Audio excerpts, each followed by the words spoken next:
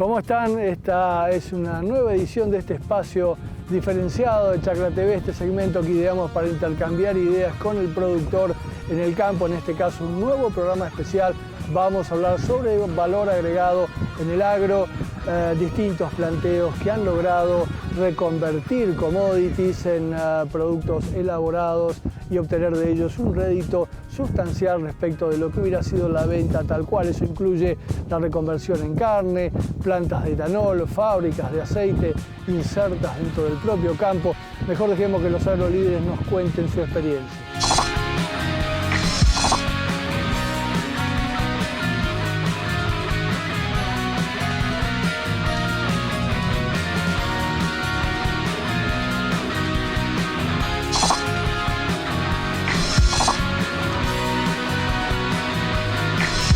Y en cuanto a la soja, tratamos de darle una vuelta más. Incorporamos hace 5 años una planta de extrusión para darle un poco más de valor agregado a nuestra producción. Y en este último año se vio que ese plus que podíamos no conseguir en el cultivo, en toda la cadena, la planta por momentos nos dio esa posibilidad de sacar un pequeño porcentaje de ganancia para completar el ciclo productivo. Dentro de esas opciones que seguimos evaluando, que fue la soja, empezamos a ir ya más sobre la parte financiera, sobre la parte de inversión, cuánto era la inversión que había que hacer, en cuánto esa inversión íbamos a conseguir el retorno que nosotros quisiéramos, cuánto iba a ser la reposición, cuánto era el mantenimiento, cuánto eran los gastos. O sea, fuimos analizando ya más de firme sobre lo que íbamos a producir nosotros, ¿no? En ese momento la inversión no era tan grande y era por una renta que en ese momento tenía esa inversión, el retorno dentro de los 5 años ya podíamos tener saldada el nuevo emprendimiento. No hay muchos negocios que a los 5 años ya esté la amortización paga y una inversión en la cual, insisto, nos servía en 2 aspectos. Seguir con un eslabón más de lo que estábamos produciendo y ser los pioneros en la zona con un producto nuevo. Eso fue hasta que logramos un producto, hasta que lo pusimos en marcha y hasta que tuvimos nuestros propios números. Porque una cosa es cuando te hablan de la inversión que hay que hacer, cuando vos empezás a hacerla, después surgen inconvenientes en el medio. El ya que decimos acá, ya que estamos, vamos agregando cosas que de la inversión inicial hicimos el doble de inversión para poderla tener en condiciones que a nosotros nos convencía. Con el transcurso del tiempo, nuestros clientes nos dieron la razón. Fueron optando entre la poca competencia que había en la zona, que se traían productos de otros lados, el sobreprecio que tiene nuestro producto justificaba todo lo que habíamos estado anhelando durante tiempo. Es hacer un producto de calidad, estacionado, que perdurara esa calidad en el tiempo. Es el momento de inversión, hay que hacerlo muy medido, muy cuidado, pero cuando las cosas van bien, cuando hay un respaldo en que la actividad que vamos a desarrollar no funcione como funciona en el escritorio, en los papeles, podamos tener el respaldo que tuvimos siempre, la actividad principal. Tomar la inversión asegura la finalización de lo que vamos a emprender, pero que eso no nos desvíe la atención de lo que nosotros estamos produciendo antes de la inversión, ¿no? Cuando iniciamos, incursionamos en esto del valor agregado, una de las, además de cuánto había que invertir, de dónde salían los recursos, era dónde íbamos a colocar nuestro producto final. De la obtención de este proceso tenemos 2 subproductos. Uno es el speller de soja, que sale en un 80% de cada grano que ingresa al proceso, y por otro lado es aceite, que sale alrededor de un 12% de cada 100 kilos que obtenemos. El resto son desechos y evaporación por temperatura de proceso. El tema del aceite era más sencillo porque colocar el aceite a fábricas que hacen biocombustible había demanda. En el momento que nosotros iniciamos había muchos que hacían un proceso y ese aceite que era vegetal desgomado la mezclaban con otro tipo de aceite y la enviaban al exterior, no nosotros, pero sí quienes nos compraban. Y por otro lado, lo que venía creciendo muy fuerte, que era la parte de biodiesel en la mezcla con el gasoil. Sobre el tema de Speller era lo que más nos preocupaba y es lo que más consultamos y las dudas que más tardamos de evacuar. Si bien nosotros en nuestra localidad no hay tantos tambos, pero estamos en una cuenca en donde a los 60 kilómetros alrededor había muchos tambos. Hicimos la cuenta de cuántos íbamos kilos a producir, cuántos kilos tenían que comer todas las haciendas, todas las vacas de tambo que había en la zona, y eso nos daba que 100 gramos por día entre todos los tambos. Obviamente empezamos a descartar quién podía ser cliente y quién no, por cercanía, por flete, por estudio de mercado que le hizo gente a la cual contratamos, y bueno, nos dio que si teníamos la posibilidad de conseguir 30 clientes, ya teníamos el 60-70% de la producción colocada, que era nuestro principal objetivo de los 2 primeros años, llegar al 50% de lo que produciera la fábrica, poder venderlo sin inconvenientes. Durante los 2 primeros años superamos eso.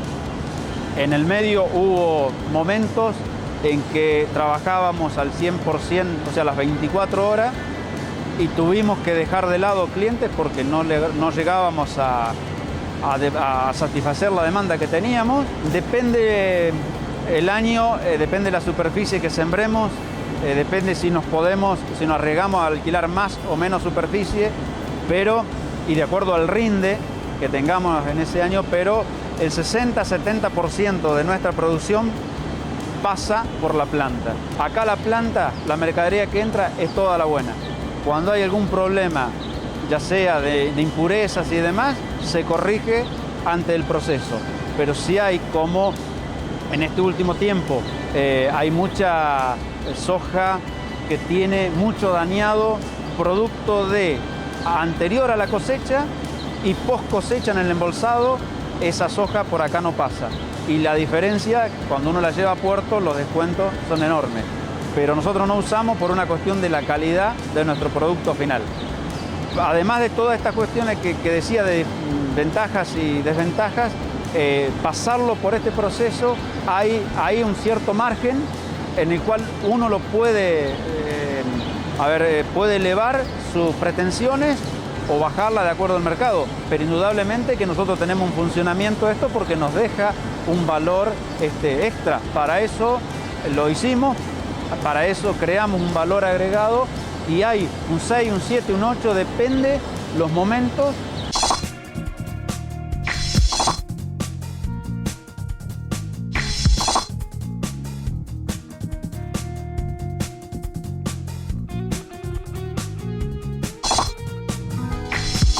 En cuanto al valor agregado, lo que hicimos en los últimos años, comenzamos a trabajar con el tema de nuestro maíz. En vez de sacarlos en camión, teníamos un campo de cría y esos terneros que nos producía, en vez de venderlos, lo que hicimos es traerlos para nuestra zona, un campo que se armó un encierre a corral y tratamos de que ese maíz, en vez de que salga como producto y commodity, tratar de sacarlo en carne, ¿no? Entonces comenzamos a trabajar con eso, ya hace unos 4 años que estamos trabajando con el tema de engorde a corral y de haber armado un feedlot en esta zona para poder darle un valor agregado a nuestro maíz, y los últimos 2 años, al abrirse una aceitera muy cerquita de nuestro establecimiento, lo que pudimos hacer es también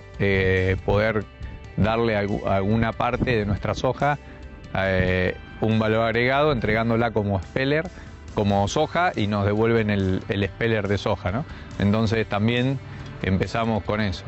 Y después hay en cartera una serie de análisis de negocios de poder hacer algo, pero bueno, lo que se necesita es volumen. Y como te decía anteriormente, es decir, con este sistema de campos en alquiler a los valores que se están pagando, como no es muy rentable el negocio, obtener volumen se nos hace cada vez más difícil porque en vez de agrandarnos nos achicamos en superficie, entonces decir, bueno, es como el dicho que es primero el huevo o la gallina, ¿no? Pero ahí estamos en el análisis, es continuo, ¿no?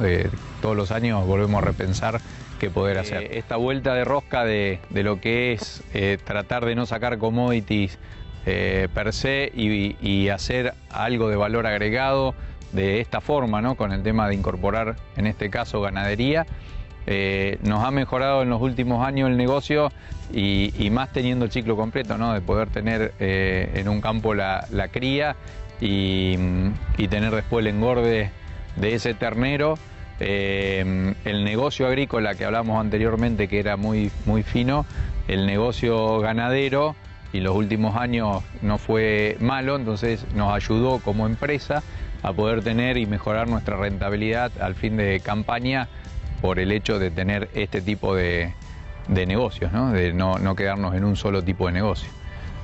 Yo considero que como está la situación hoy en el país, el tener, como antes decíamos, el monocultivo de soja, hoy tener el único negocio dentro del sector, lo veo como más complicado, ¿no? Dentro de la complicación que tenemos, el tener un solo negocio, aquel que es contratista puro, aquel que es productor sobre campos alquilados puros, o aquel que es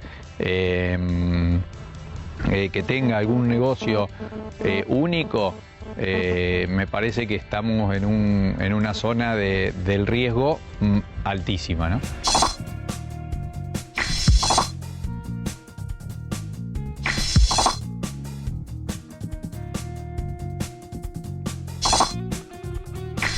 Aposté a, no digo integrar la cadena, pero agregar valor, o el concepto de agregar valor reduciendo costos, ¿no? Yo no entrego nada de este campo que salga sin estar en condición ya de comprador final. Todo se acondiciona acá. Tengo una planta de silos buena con secadora, así que todo el maíz sale seco. No participo de la cadena de acopio, todo es comprador final. Así que yo aposté a eso, a la gran ineficiencia del post cosecha, hacerlo yo mismo y tratar de reducir costos, que es lo mismo que agregar valor. Yo lo veo por ese lado. Y eso lo puedo hacer yo mismo con mi personal en mi campo. El privilegio de poder sembrar maíz a 200 metros de una secadora la tiene muy poca gente, pero bueno, se puede.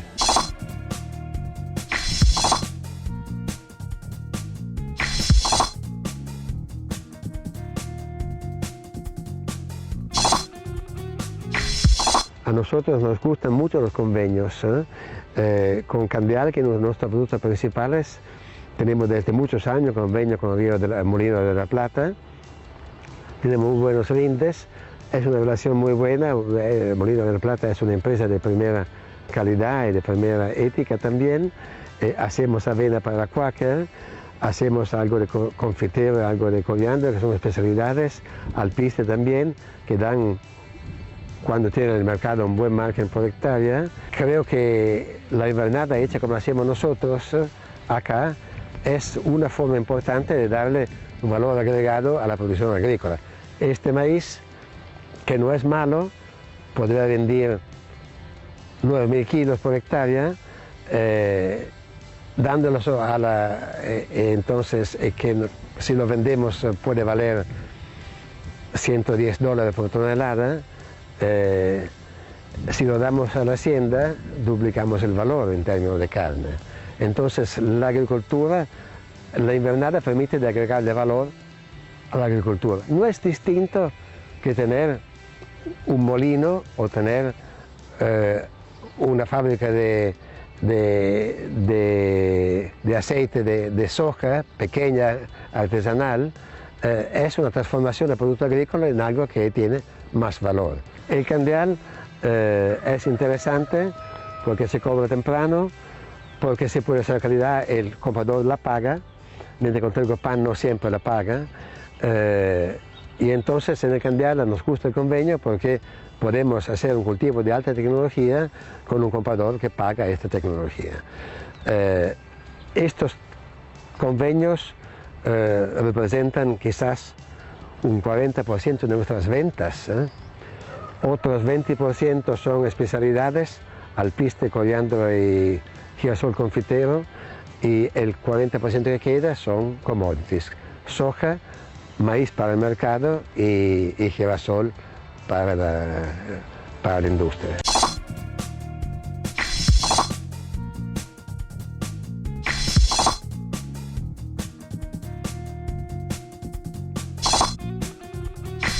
Junto con la Regional Mar del Plata y ahora posiblemente también de Pergamino, estamos viendo de llevar adelante una chacra de valor agregado para las producciones de nuestra zona, y bueno, que sería una de las utilidades que le daríamos a ese fondo que se generó del pacto de caballeros que yo digo del grupo.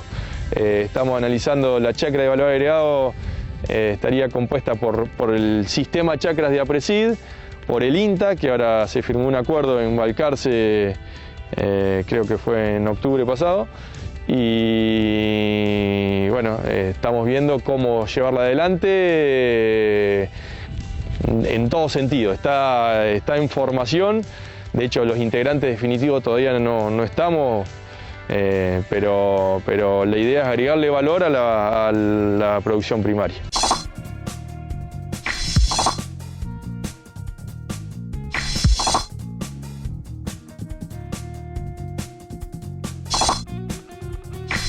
A veces hemos analizado alternativas a las cosas, ¿no? Agregar valor a la producción nos parece que estaría bueno, pero por la escala que tenemos teníamos que unirnos con otros para hacerlo.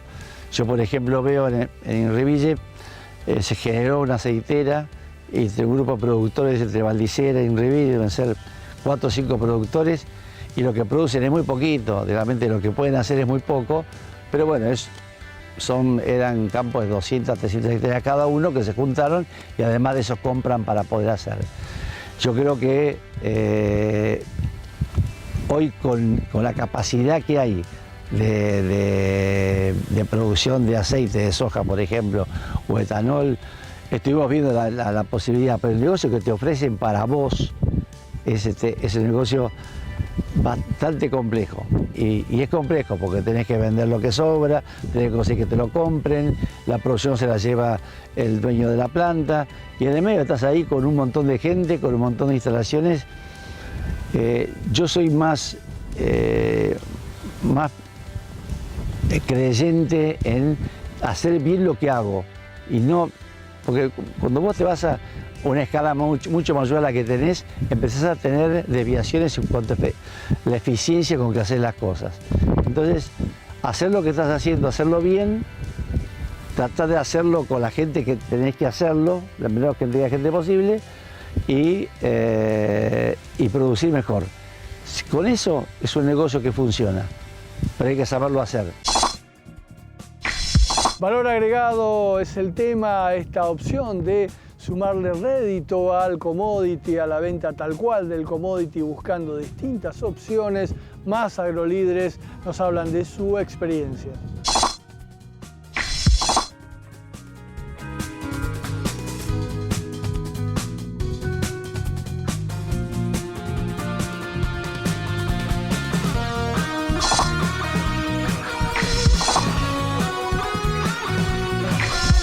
Y dentro de la superficie agrícola que hacemos, el 50% es con maíz y el 50% es con soja. Es por eso que desde hace muchos años, sobre todo a medida que nos vamos alejando de los puertos, la problemática mayor es el flete, que tiene una incidencia tremenda en los costos de producción. Y no solo el costo del flete, sino el IVA del flete, que el 21% nos genera un saldo técnico de IVA negativo, que es muy difícil de recuperar. Por eso siempre estuvimos buscando alternativas a ver qué podíamos hacer para darle valor agregado al maíz. Y la verdad que pensamos en pollo, en cerdo, en vacas.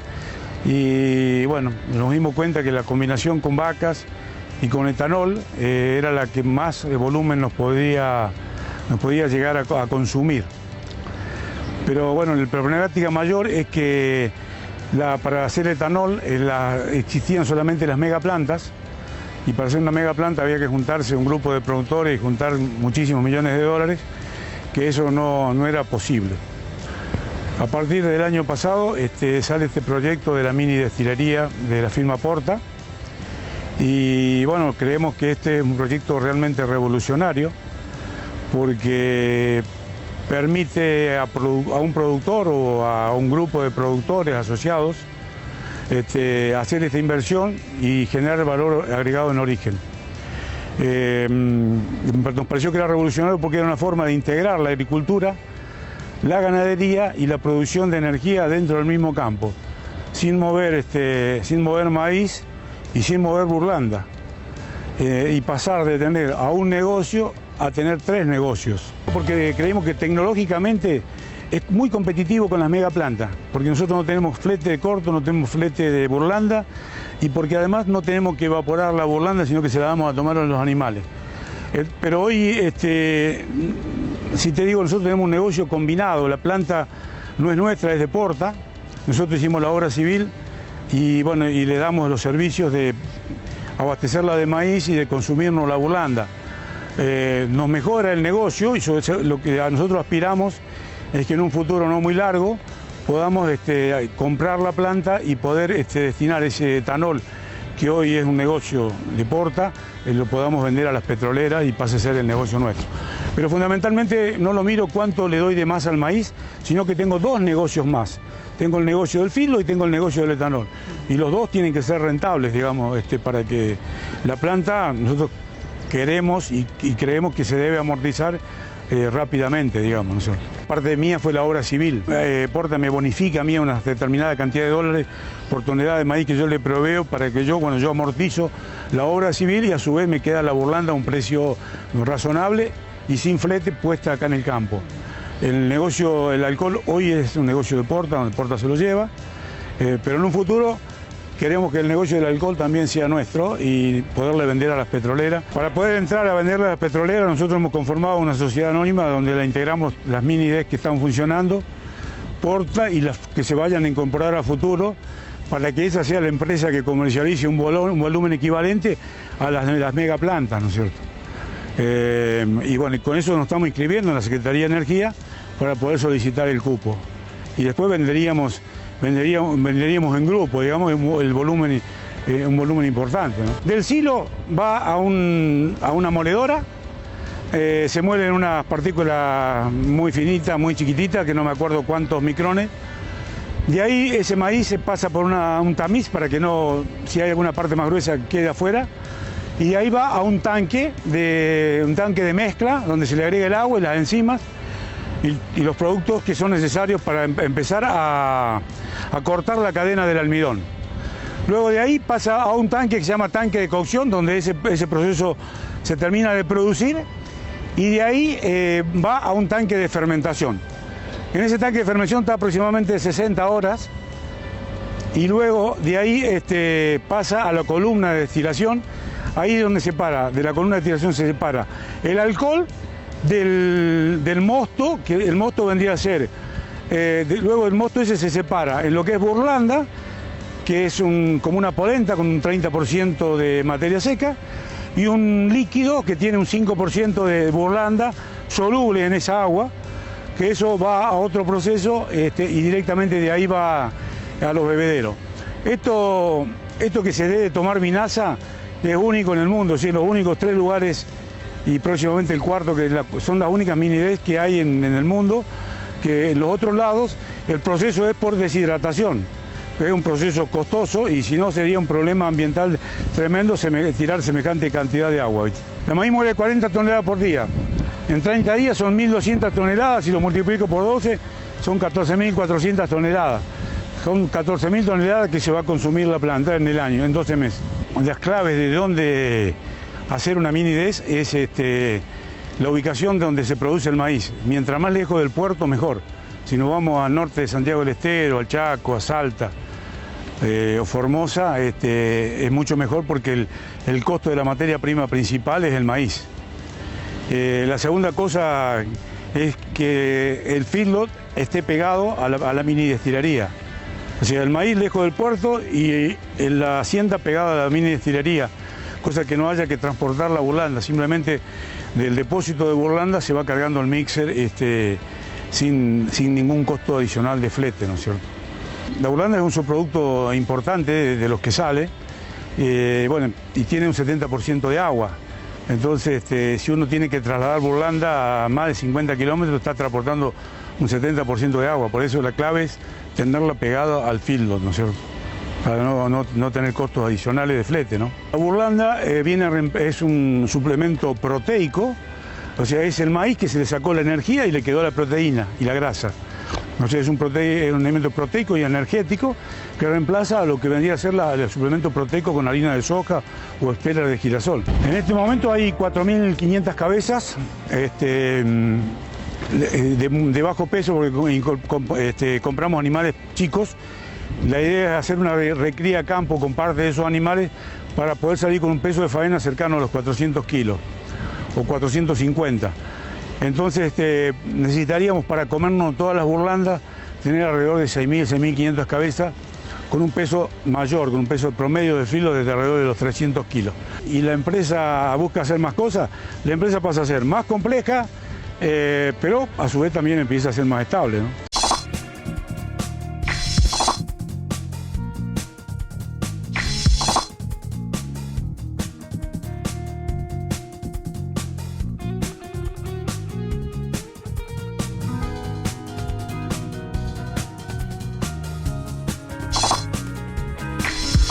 Lo que estamos viendo acá, bueno, es un cultivo de maíz con riego que hemos incorporado hace unos años, sabiendo del potencial que tienen los maíces y tratando de aprovechar el máximo ese potencial y ver la posibilidad de ponerle otro piso al campo, que eso es realmente lo que nos da el riego, ¿no es cierto?, en los maíces. Hoy en campos, en tierra es muy caro y bueno, nosotros vimos la posibilidad de poder agrandar la producción con el riego. Como nosotros somos mixtos y eso se puede convertir en carne como lo hacemos nosotros, bueno, todo el negocio mejora mucho más, ¿no es cierto? El precio de la carne argentino en valor dólar está muy bien. Si bien el precio del maíz en este momento ha aumentado y va a aumentar a lo mejor por el problema de la zona núcleo, pero hoy convertir un kilo maíz en carne, hablando de 7, 8 kilos de maíz para hacer un kilo de carne, yo creo que es una buena diferencia. Con otros costos, porque ya sabemos la comercialización de granos, es más cara, sobre todo el flete, ¿no es cierto? Acá estamos cerca de Necochea, pero un flete a Necochea nos lleva entre un 8 y un 10%, hablando de cereales. Si este maíz uno lo vende como cereal. Si este maíz se convierte en carne, un flete a Liniers, y eso que estamos a 400 kilómetros, está en un 3% del valor de la carne, digamos.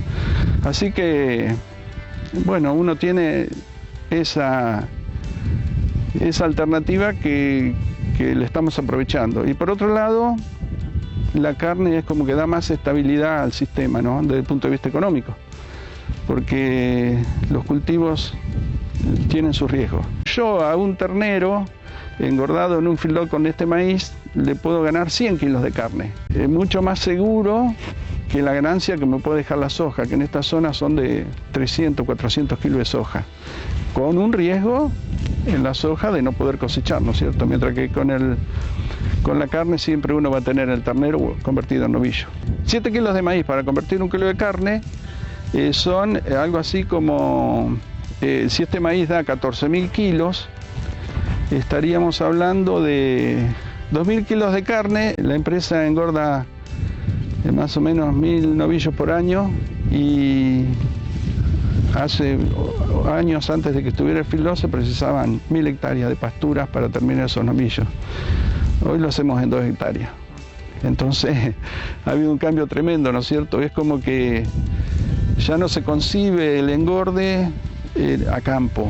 Es más, el mercado ya castiga también el engorde a campo. La gente hoy, el comprador busca el animal terminado a grano, que ese es otro tema de aquellos que tenemos ganadería. Tenemos que terminar el animal a grano, porque si no, no hay mercado.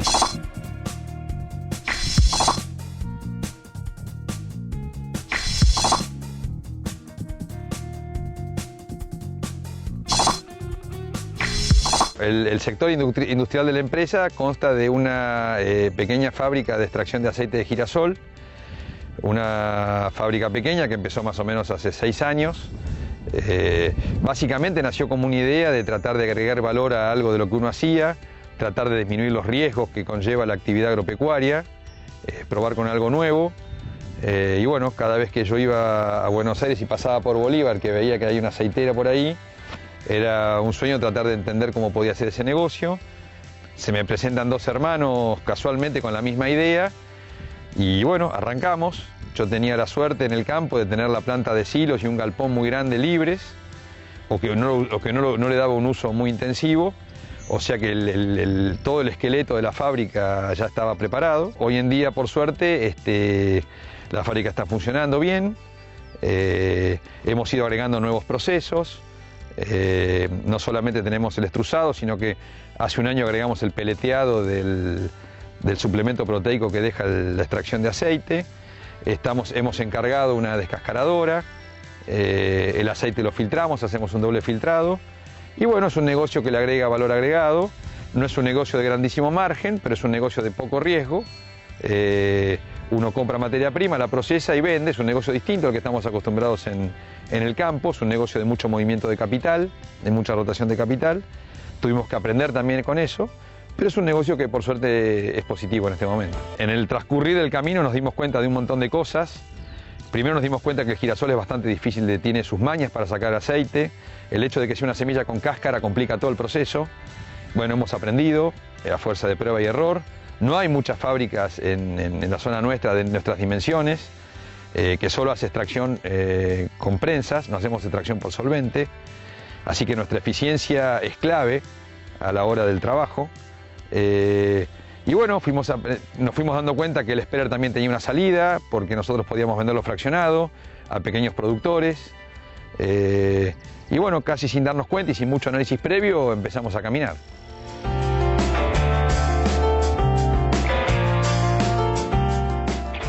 La idea de hacer girasol no tiene una razón en sí misma. Sí, lo que nosotros veíamos es que había extrusoras de soja por todos lados y nosotros quisimos hacer algo que fuera diferente. Básicamente esa fue la idea por la cual arrancamos con el girasol. La otra diferencia, pero lo fuimos viendo también con el tiempo, es que el girasol produce mucho aceite, a diferencia de la soja. Y nos fuimos dando cuenta también que vender aceite no era una cosa muy difícil. Es un mercado donde no hay muchísimos compradores, pero es lo suficiente como para generar un mercado que nos permita vender sin problema la mercadería. En general, la venta de nuestros productos en lo que es aceite, las únicas exigencias son el nivel de sedimentos y el nivel de acidez.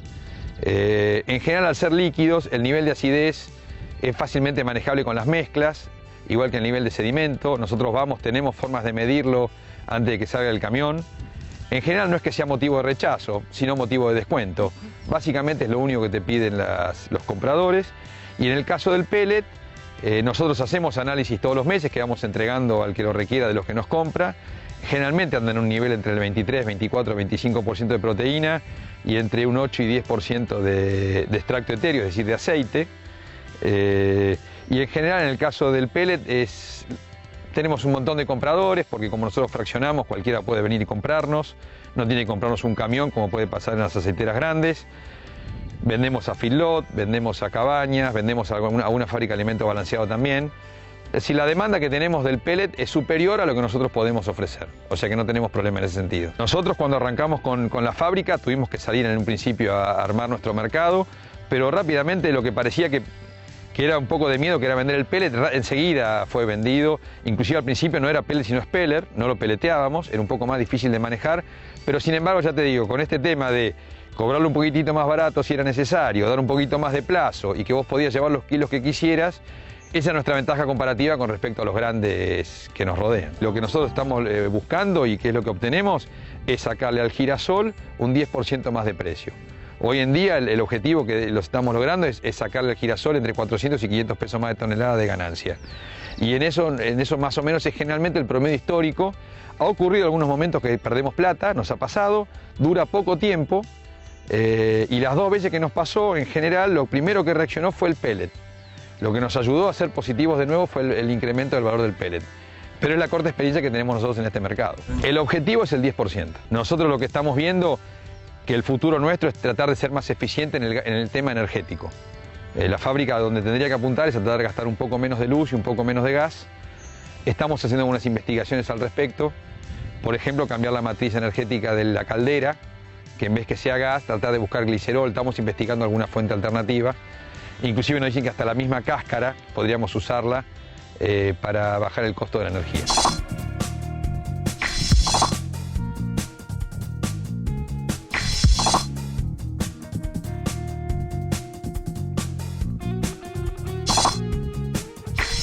Mira, el tema del valor agregado lo hemos pensado, lo hemos discutido en grupo, con el grupo CREA, viste siempre, che, ¿por qué no le ponemos algo más?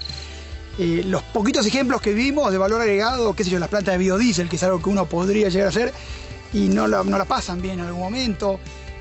Todavía es como que no energía renovable, ahora que estamos viendo, qué sé yo, que se puede, no nos animamos, tal vez por no haber estado con un contexto que vos puedas planificar por unos años, por 10 años y que no te cambien las reglas de juego. Recién hace 2 años estamos con un gobierno más normal, digamos, más que planifica un poco.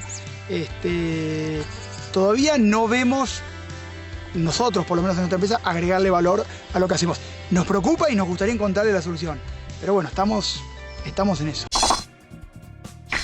Final entonces para esta edición especial de AgroLíderes dedicada al agregado de valor en el campo, distintas opciones, distintas alternativas para sumar rédito económico a la venta tal cual de un commodity. Hemos visto toda una serie de variantes expresadas a través de la propia experiencia de estos agrolíderes, mucha tela para cortar. Esperamos que toda esta información haya sido de vuestra utilidad. Nos vemos en la próxima edición de este espacio diferenciado de Chacra TV.